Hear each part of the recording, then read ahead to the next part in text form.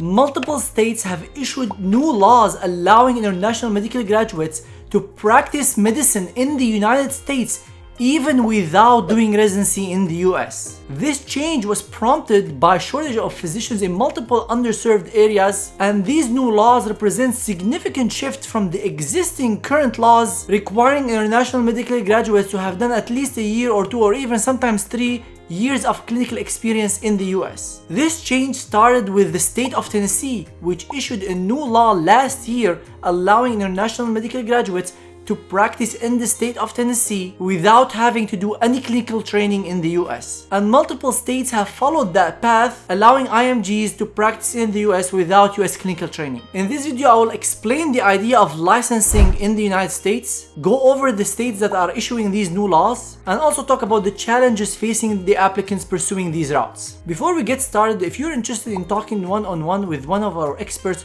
who is practicing currently in the United States without having to repeat a US residency, go ahead and schedule a consultation on our website thematchguy.com, and I'll leave the link for this service in the description below. In this service, the expert discusses with you one-on-one what have you done so far, what are you interested in doing in the US, and give their expert advice and opinion to help you make that career shift and practice in the US. So don't wait too long and go ahead and schedule the consultation. I'll leave the link for that in the cards above and in the description below. And now, let's get started. One thing to understand about licensing in the US is that if you want to get a license to practice medicine, each state has different rules. And to practice medicine in most states, you don't have to have completed a full residency, which is different than the rules in most countries. In most countries, to practice cardiology, you should have completed a full cardiology residency. On the other hand, in the US, you can still practice cardiology even if you just finished internal medicine. There are even people who are doing plastic surgery after finishing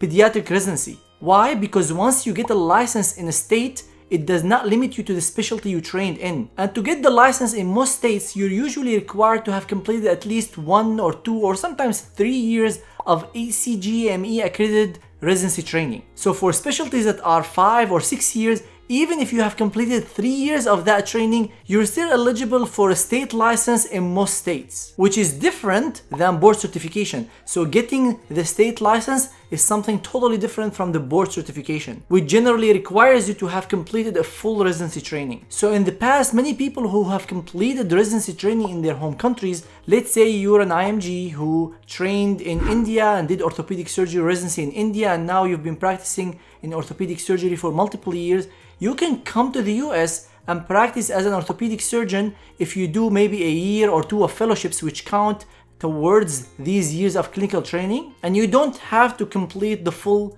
orthopedic surgery residency. However, there are a few challenges associated with that route that we will talk about at the end of this video. But the new change that some states have introduced is that you don't even have to have these 1 or 2 or 3 years of clinical training in the US to get that license. So in the case of our example, the orthopedic surgeon from India, they can just come to the US, fulfill the requirements of each state without doing these 1 or 2 years of clinical training, and practice in a specific state that allows these type of practices without having to repeat a residency, without having to have completed a fellowship or certain years of clinical training, which is a huge change from the existing current system. And if you're wondering why are they doing that, the reason is there is a shortage of physicians in multiple states, especially in underserved areas. And by introducing these laws, state lawmakers are hoping to bring more physicians in these underserved areas and improve the healthcare of these populations. Now let's look at the different states that introduced these new laws and what are the requirements for each state.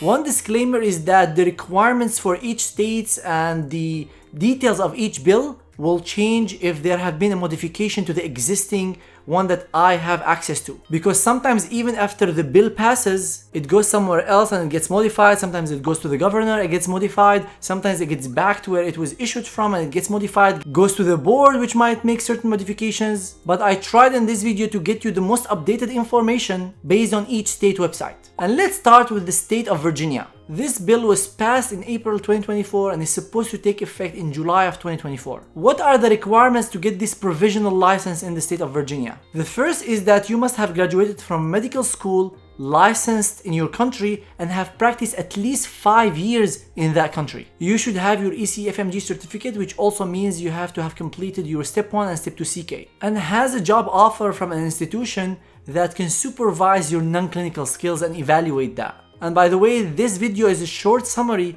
of the laws in each state. However, I have a detailed blog that goes over the details of each law in each state, and I keep it up to date, and you can access it by clicking on the card above or the link in the description below. Now let's move to Wisconsin. The law was passed in March of 2024 and is supposed to take effect in January of 2025. To get the provisional license in the state of Wisconsin, you need to have completed a residency training in your home country. You should have also practiced for at least 5 years in your home country after finishing your residency. You should also have your ECFMG certificate, which means you also have to have completed your step 1 and step 2 CK, and you have to have a job offer from certain institutions, and the definition of which institution you have to get the job from is still not fully clear.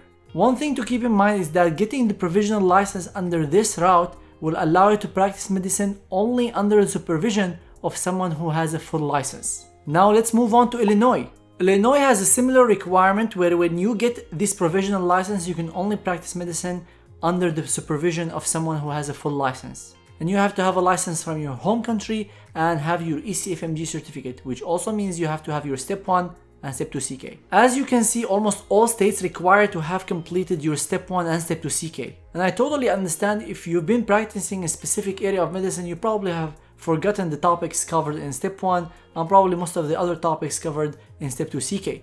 That's why we have phenomenal tutors for you who can help you ace these exams and pass them with ease. And the good news is our USMLE tutoring service is 100% satisfaction guarantee, which means if you're not happy, we'll give you your money back. So if you'd like to explore the service, click on the link in the card above or the link in the description below. Or you can schedule a consultation with our customer support team who will talk to you for free to explain the different services we have and how we can best help you. And you can find the link for that on our website, thematchguy.com. And now let's move on to one of the most popular states, Florida. The law in the state of Florida is still not finalized, but the bill passed in March of 2024. What are the requirements to get this license in Florida? Have a license in your home country, have practiced for 4 years continuously prior to you requesting this license, have completed the residency training in your home country, and also have your ECFMG certificate, which means you need to complete your step 1 and step 2 CK, and of course have a full-time employment from a healthcare provider or a facility. And there are a few nuances regarding this new law in the state of Florida that I will discuss in my blog that I told you about, and I'll leave the link for that blog in the description below.